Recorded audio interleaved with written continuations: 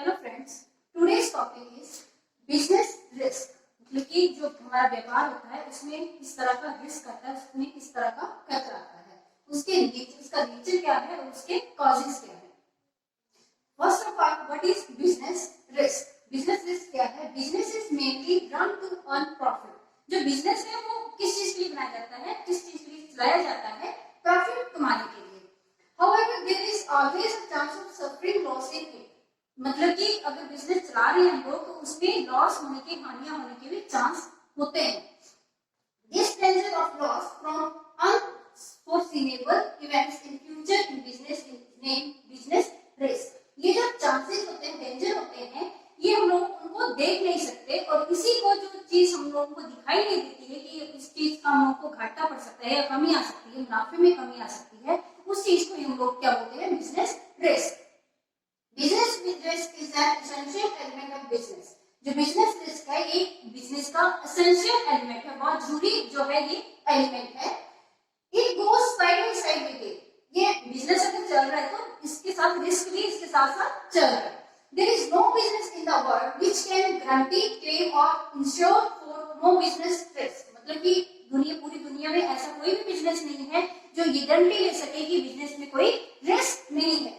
And the fact is that it cannot be avoided। और ये fact भी है कि इसको अवॉइड नहीं किया जा सकता है, but it can be minimized by taking timely stable measures by the businessman। लेकिन इस रिस्क को मान सकते हैं हम लोग कि बिजनेस को रिस्क को खत्म नहीं किया जा सकता, लेकिन इस रिस्क से जो है उसको रिस्क को हम लोग कुछ ना कुछ स्टेप लेके उसको मिनिमाइज कम कर सकते हैं।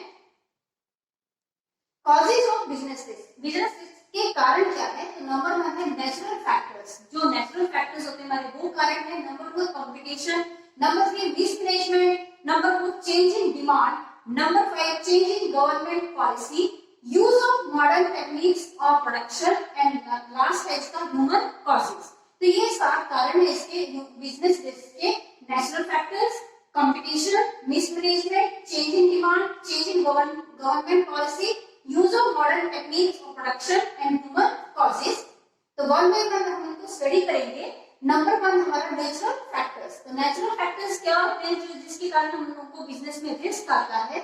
वो इस तरह से है कि there are certain natural factors like earthquake, floods, famine, hailstorms etcetera. मतलब कि जो हमारे अर्थक्वेक होते हैं या फ्लड आ जाता है या कोई तूफान वगैरह आ जाता है तो वो कहलाते हैं हमारे नेचुरल फैक्टर। जो कुदरती तौर पर हम लोगों को बिजनेस में हानि पहुंचाते हैं वो होते हैं हमारे natural factors which cause damage to business.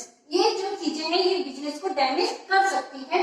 Since human beings have no control over nature, therefore the loss caused to business due to natural causes is avoidable, unavoidable। मतलब कि जो ह्यूमन बीइंग है वो नेचर के ऊपर control नहीं कर सकती है और इसके साथ साथ ही जो कॉस्ट लॉस होता है बिजनेस में उस नेचुरल कॉजेस के द्वारा उसको अनअवॉइडेबल होता है। उसको मतलब हम अवॉइड नहीं कर सकते। नेचुरल कॉजेज होते हैं कुदरती चीजों को हम लोग उनको नहीं अवॉइड कर सकते। Natural disaster is a terrible dream for business. जो नेचुरल डिजास्टर है वो बिजनेस के लिए बहुत एक टेरिबल ड्रीम है बिकॉज व्हेन इट अकर्स, क्योंकि जब वो होता है it doesn't effect only one business. ये सिर्फ एक ही बिजनेस को इफेक्ट नहीं करता है बल्कि but effect on all the business community. सारी बिजनेस कम्युनिटी को ये इफेक्ट करता है on the area and similarly और इसी तरह से it effects touches the whole economy. ये सारी ही इकोनॉमी को भी इफेक्ट करता है। For example the natural disaster tsunami that hit Japan. जो मतलब कि एग्जांपल के तौर पर हम देखें तो जो सुनामी है वो सिर्फ जापान में आई थी, लेकिन it effected not only the business community of the place where it hit it. मतलब कि ये सिर्फ उसने इस सुनामी ने सिर्फ वही के बिजनेस को हिट नहीं किया जहां पे आई थी बल्कि but the whole business structure of Japan was disturbed and great damage was caused by it। लेकिन जहाँ पे जिस जगह पे सुनामी आई थी सिर्फ वहीं के बिजनेस को, वही उसी एरिया को सुनामी ने इफेक्ट नहीं किया बल्कि सारे जापान की बिजनेस स्ट्रक्चर को इसने डिस्टर्ब कर दिया and great damage was caused by it। और इसके द्वारा जो है बहुत बड़ा जो डैमेज हो गया। नेक्स्ट है कंपटीशन। कंपटीशन भी एक फैक्टर है बिजनेस रिस्क का। if there is stiff competition for the sale of product is in the market and the manufacturer enters the cutthroat competitive by cutting down price of the goods by producing cheaper quality of the product, it will be the increase of business risk. मतलब कि इसके बोलने का मतलब ये है कि अगर हम लोग कट मतलब कि कंपटीशन में आ जाए तो कोई एक कंपनी क्या है वो अपने प्राइस को कम से कम करती जाएगी। इस तरह से क्या होगा, दूसरी कंपनी जो अपने प्राइस को ना बढ़ा पाएगी ना कम कर पाएगी। तो इस तरह से जो है वो कंपटीशन में आके जो है बिजनेस इसमें बिजनेस का एक रिस्क जो है वो बढ़ता जाता है। For example business risk increase for Nike few years ago. Nike के लिए जो बिजनेस रिस्क है वो बहुत ज्यादा बढ़ गया है। They were producing high quality shoes. वो एक हाई क्वालिटी के शूज प्रोड्यूस कर रहे थे, but they were not stylish as well as the price of product was high. लेकिन जैसे जैसे उनकी प्रोडक्ट प्राइस हाई थे, उस तरह से उनकी जो शूज है वो हाई क्वालिटी के नहीं थे। हाई क्वालिटी के शूज बना रहे थे, लेकिन उनके जो स्टाइल जो था वो ज्यादा हाई फाई नहीं था। On the biggest competitors of Nike, known as Reebok International, found Nike's problem and they started to give good quality shoes with style. मतलब कि नाइकी के शूज तो महंगे तो थे लेकिन स्टाइलिश नहीं थे। इसके साथ क्या हुआ, जो रिबॉक की कंपनी आई उसने जो है अपने प्राइस भी कम किए, अपने स्टाइल्स को भी, शूज के स्टाइल को भी ज्यादा से ज्यादा अच्छे तरीके से लेके आया मार्केट में। तो इस तरह से जो है वो नाइकी के लिए एक जो रिबॉक है वो एक बिजनेस रिस्क के रूप में उभर के सामने आया। नेक्स्ट है थर्ड नंबर 3, मिसमैनेजमेंट। मिसमैनेजमेंट में आएगा if the management running the business is insufficient and there is no proper planning. अगर बिजनेस को जो बिजनेस इनसफिशिएंट होता है और there is no proper planning, कोई प्रॉपर प्लानिंग नहीं है उसमें एंड कंट्रोल नहीं, और उसके ऊपर कोई कंट्रोल नहीं है, अगर it will increase the cost of production of goods. जो अगर मैनेजमेंट नहीं है, उसके ऊपर कोई वो नहीं है, चेक नहीं है, तो इससे क्या होगा, जो वस्तु की प्रोडक्शन की कॉस्ट है वो क्या होगी, बढ़ जाएगी, लोअर इट्स क्वालिटी, और इसकी जो क्वालिटी है वो कम होती जाएगी। It may be lead to decrease in profit and eventually flop the business. इससे क्या होगा, ये अपने इसके प्रॉफिट को कम करती जाएगी और इवेंचुअली फ्लॉप द बिजनेस, और ये बिजनेस को क्या करेगी, फ्लॉप कर देगी। मिसमैनेजमेंट जो है वो बिजनेस का एक बहुत बड़ा रिस्क बन के उभर के आएगा। नेक्स्ट है चेंज इन डिमांड। जो डिमांड है उसमें अगर चेंज आता है तब भी बिजनेस रिस्क के रूप में वो उभर के सामने आएगा। If there is sudden change in demand for the product it will lead to loss in business. अगर डिमांड में अगर सडन कोई चेंज आता है तो वो क्या करेगा, it will lead to loss business, business को क्या करेगा, वो लॉस में ले जाएगा। The demand of the customer never remains the same. जो कस्टमर है हमारा ग्राहक जो है उसकी डिमांड जो हमेशा सेम नहीं रहती है, एक तरह से स्थिर नहीं रहती है, and it changes with time to time. और ये क्या है, टाइम टू टाइम जो है ये चेंज होती जाती है। So one has to be ready to change according to it to the demand. तो फर्म को क्या है, किसी भी कंपनी को क्या है, अपनी डिमांड के अकॉर्डिंगली उसको अप टू डेट होना पड़ता है, उसको रेडी रहना पड़ता है। No changing with demands will effect only once business. क्या होता है कि जो डिमांड है वो डिमांड भी इफेक्ट ओनली वन बिजनेस, एक ही बिजनेस को इफेक्ट नहीं करेगी, बल्कि because in the field of business there are always competitors who are ready to take advantages of any weak point of their competitors. जो business में competitors होते हैं वो किस रेडी रहते हैं, हमेशा रेडी रहते हैं किसी दूसरे कॉम्पिटिटर के वीक पॉइंट को उसको पकड़ने के लिए, और जो डिमांड है उसमें उनको जो डिमांड का फायदा जो है वो कॉम्पिटिटर जो पार्टी है वो उठा के ले जाती है, and it greatly increase the risk of business. और ये क्या करता है, इससे बिजनेस का रिस्क जो है वो ज्यादा बढ़ जाता है। For example BlackBerry mobiles, they tested their luck, ठीक है, but many can say that BlackBerry instead of changing with the demands they are sticking to their own business techniques, while on the other hand Nokia, after outrunning its competitors, attaining the world number 1 manufacturing handset company। Nokia जो है वो world number 1 handset company बन के उभर के आई है title. They flourish all over the world because of their business technique changing demand, क्योंकि उन्होंने अपनी जो बिजनेस टेक्निक है चेंजिंग डिमांड को, उसको पॉइंट को पकड़ के उन्होंने अपनी कंपनी को आगे पूरी दुनिया में आगे लेके आए। नेक्स्ट है चेंज इन गवर्नमेंट पॉलिसी। जो गवर्नमेंट पॉलिसी है उससे भी बिजनेस के ऊपर इफेक्ट पड़ता है, बिजनेस रिस्क जो उससे बढ़ सकता है। If there is sudden shift in movement monetary and physical policy of the government, अगर किसी बिजनेस की, देश की मॉनेटरी और फिजिकल पॉलिसी में अगर कोई चेंज आता है, it may lead loss in the business, इससे क्या होगा, किसी भी बिजनेस में घाटा उत्पन्न होगा। The best example of this can be petrol pumps. उसका सबसे बढ़िया एग्जांपल क्या है, पेट्रोल पंप है।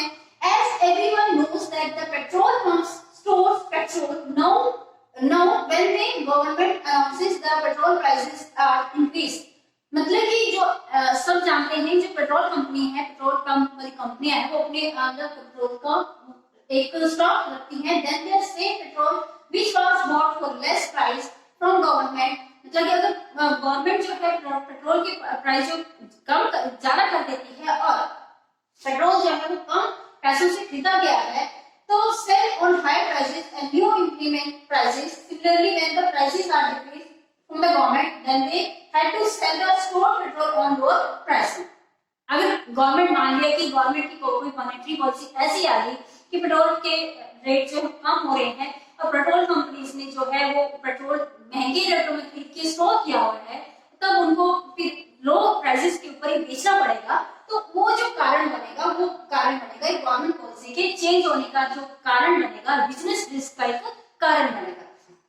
सो business petrol on, so one has to be ready for any upcoming surprise. तो इसमें बिजनेस क्या होने में क्या होता है, हर एक फर्म को, हर एक इंडिविजुअल को किसी भी अपकमिंग सरप्राइज के लिए क्या होना पड़ता है, रेडी रहना पड़ता है।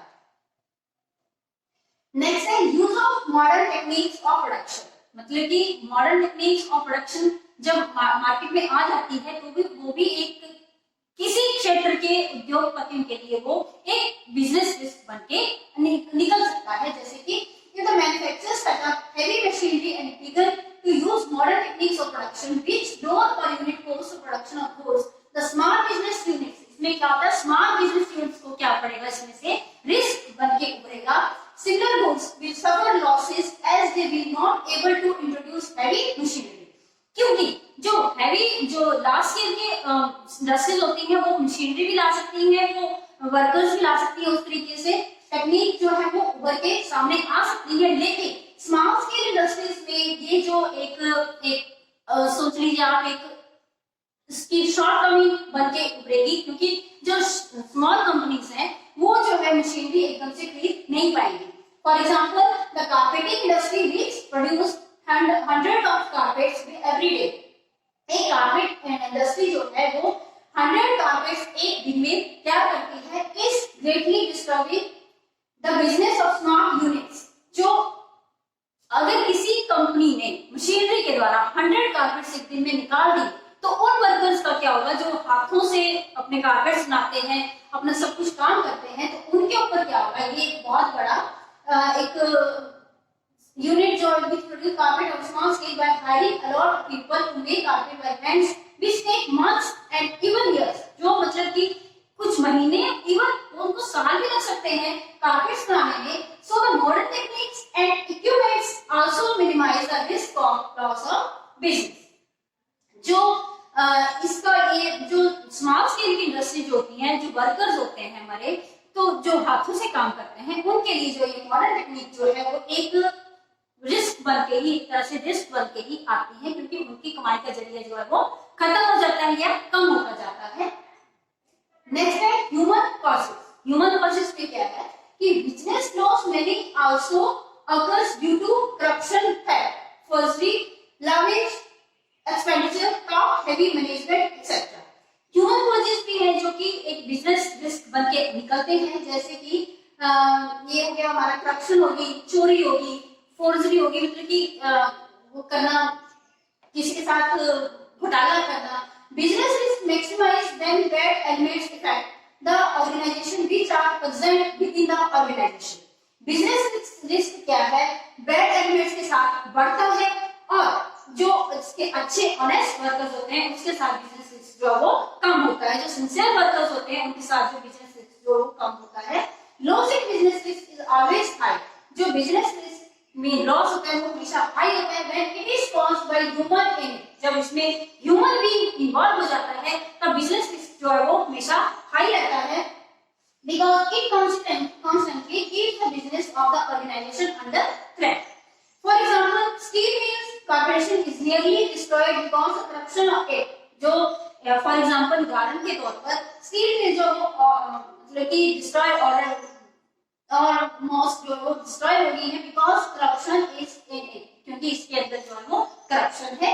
If somehow the corruption and the other bad things are removed, अगर हमारे देश से ही अगर करप्शन को रिमूव कर दिया जाए और अदर बैड थिंग्स को, बुरी चीजों को रिमूव कर दिया जाए तो क्या होता है, not only it's risk of loss, इसका जो रिस्क ऑफ लॉस है सिर्फ वही कम नहीं होगा बल्कि it can business can be recovered but can be made on the profitable organisation.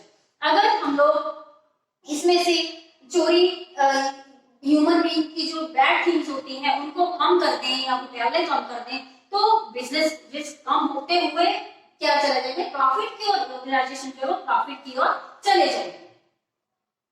Minimising business risk जो है उसको कम कैसे किया जा सकता है, तो उसके हैं चार तरीके, चार इसके वो है market research, new techniques, effective advertisement और इंश्योरिंग गुड्स. लेकिन अगर मार्केट रिसर्च की जाए तब बिजनेस रिस्क को कम किया जा सकता है, अगर न्यू टेक्निक्स को ला जाए तब बिजनेस रिस्क को कम किया जा सकता है. इफेक्टिव एडवर्टाइजमेंट जो है वो इफेक्टिव होनी चाहिए तभी बिजनेस रिस्क को कम किया जा सकता है. और इंश्योरिंग गुड्स जो है उनको इंश्योर करना चाहिए, उनकी इंश्योरेंस होनी चाहिए. तो उनको एक एक करके हम लोग सब देखेंगे. मार्केट रिसर्च सबसे पहले आई हमारे पास. मार्केट रिसर्च के द्वारा बिजनेस टेक्निक को कैसे कम करेंगे, बिजनेस रिस्क को कैसे कम करेंगे, तो बिजनेस में before establishing the business should search the market. जो बिजनेसमैन है उसको सबसे पहले बिजनेस शुरू करने से पहले क्या करना चाहिए, उसको मार्केट का एक सर्च करना चाहिए, उसके मार्केट की एक खोज करनी चाहिए. And must attain knowledge about the market, उसको मार्केट का सारा ही नॉलेज होना चाहिए. एंड इट्स एनवायरनमेंट, मार्केट का क्या एनवायरनमेंट है, उसका कैसा माहौल है, वो सारा एक बिजनेसमैन को पता होना चाहिए. Then business in operation should keep a constant eye on the quality. उसके इसके साथ क्या होता है, जो बिजनेस जो होता है वो एक क्वालिटी के रूप में उभर के आता है.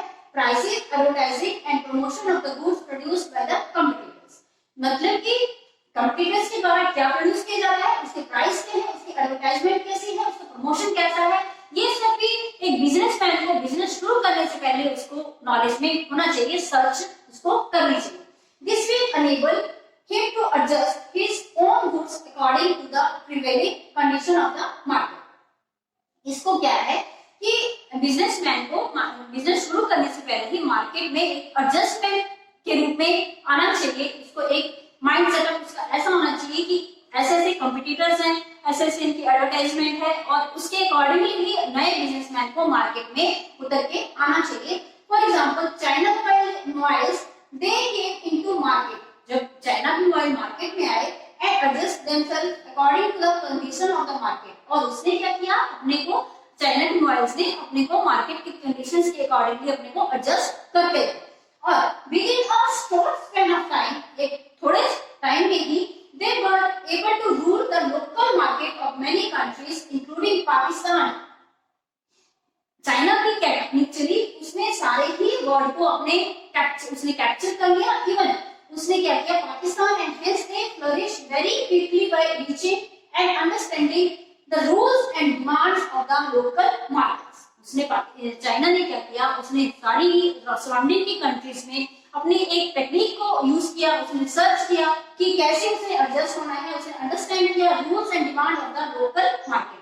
उसने लोकल मार्केट की डिमांड को अंडरस्टैंड किया और उसके अकॉर्डिंगली अपने प्रोडक्ट को मार्केट में लेके आया. और वो क्या हुआ, वो एक बहुत अच्छे से टेक्निकल कंट्री के रूप में एक उभर के सामने आया, जिसकी सारी टेक्नोलॉजी जो है इस टाइम चाइना की ही चलती है ऑलमोस्ट कंट्रीज में. सेकेंड है न्यू टेक्निक. न्यू टेक्निक के द्वारा भी बिजनेस रिस्क को हम लोग कम कर सकते हैं. The production of goods according to the new technique will help in minimising the business risk. Goods को अगर हम नए टेक्निक के अकॉर्डिंगली प्रोड्यूस करें तो क्या होता है, हम बिजनेस रिस्क को क्या कर सकते हैं, मिनिमाइज कर सकते हैं, कम कर सकते हैं. doesn't only mean the approach to sell goods. New technique क्या होता है, इसका सिर्फ यही मतलब नहीं है कि approach to sell goods, goods को सेल मतलब वस्तुओं को बेचने की ही टेक्निक इसने यूज करनी है, बट क्या होता है कि it includes the new technologies which help a lot in production facility. इसको क्या इसमें क्या इंक्लूड होता है, नई मशीनरीज इंक्लूड होती हैं जो कि प्रोडक्शन की फैसिलिटी को इंप्रूव करती हैं. With the passage of time new techniques were introduce, नई टाइम के साथ साथ नई टेक्निक जो इंट्रोड्यूस हो रही है, resulting in more production and obviously less business risk. मतलब कि मोर प्रोडक्शन, बहुत सारा प्रोडक्शन हो रहा है और बिजनेस रिस्क है उसमें कम हो रहा है. For example FedEx, which was once only used to deliver goods in specific location or on local level. एक लोकल लेवल के ऊपर ही इसने गुड्स को डिलीवर करना था. Taking limited number of delivery orders, limited orders को ही ये डिलीवर करता था. But with the passage of time, time के साथ साथ new techniques were brought in view, नई नई टेक्निक्स आती गई. Similarly they expand their business in the whole wide world. उसने क्या किया, अपने बिजनेस को सारे ही संसार में, सारे ही वर्ल्ड में एक्सपेंड कर दिया. With the help of new machineries, the new techniques, they are delivering the goods all over the world and are becoming more popular with the introduction online system. इसने क्या किया, डेवलपमेंट होने के साथ साथ इसने ऑनलाइन सिस्टम को भी इंट्रोड्यूस कर दिया. So new techniques does minimize the risk in business. तो जो नई टेक्निक्स है वो बिजनेस के रिस्क को मिनिमाइज कर सकती है. नेक्स्ट है इफेक्टिव मैनेजमेंट. जो मैनेजमेंट है वो इफेक्टिव हो अगर, तो बिजनेस रिस्क को कम किया जा सकता है. There should be effective management for sale of goods in order to compete the market. जब अगर मार्केट में कंपटीशन में आना है तो बिजनेस की टेक्निक जो है वो मैनेजमेंट जो वो इफेक्टिव होनी चाहिए with others, and it will also help in minimize the business risk. और ये क्या करता है, बिजनेस रिस्क को भी कम करने की में हेल्प करता है. Number 4, ensuring goods. मतलब कि the businessman can also minimize the risk by insuring the goods. Businessman जो है अपनी गुड्स को इंश्योर करते हुए भी बिजनेस रिस्क को क्या है, कम कर सकता है. Ensuring about the goods means satisfying the customer. मतलब कि जो इंश्योर करना है इसने गुड्स को, उसमें क्या है, इसका मतलब ये है कि गुड्स कस्टमर को सेटिस्फाई करना in one way about the product quality. Product की क्वालिटी के साथ साथ उसको कस्टमर को सेटिस्फाई करना. Giving insurance of the product, insurance की प्रोडक्ट की इंश्योरेंस जो देनी है तो कस्टमर फील्स सेटिस्फाइड, कस्टमर जो सेटिस्फाई फील करता है and more interested in buying the goods which are of their choice and with warranty. Insuring goods is one of the strategic skill. एक ये रणनीति है गुड्स को इंश्योर करना that